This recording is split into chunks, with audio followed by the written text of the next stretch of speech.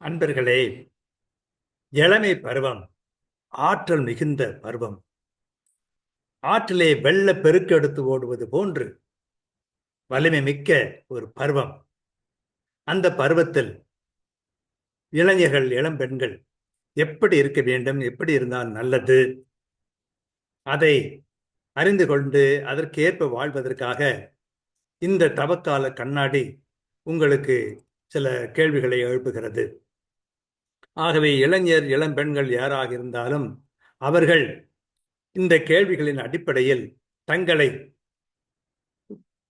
சீர்தூக்கி பார்த்து கொண்டால் அது எவ்வளவோ நன்றாக இருக்கும்.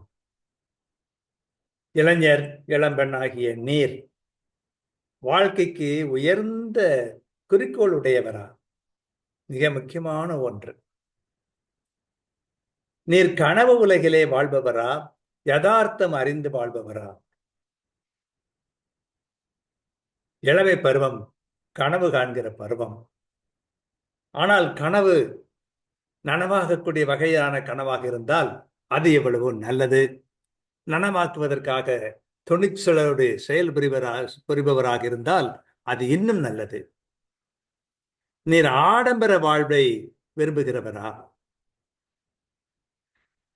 நீர் விருப்பத்திற்கு ஏற்ற உழைப்பு உடையவரா, அல்லது வேறு யாருடைய செல்வத்திலோ நீர் வாழ்ந்து கொண்டிருப்பவரா? சிந்தித்து பார்ப்பது, திருந்தி விடுவது நல்லது. அன்பிறைவா, நான் மனம் திரும்ப வேண்டும், மக்கள் மனம் மாற வேண்டும், அதன் மூலம் உலகிலே தீமை மறைய வேண்டும், நன்மை நிறைய வேண்டும். ஆமேன்.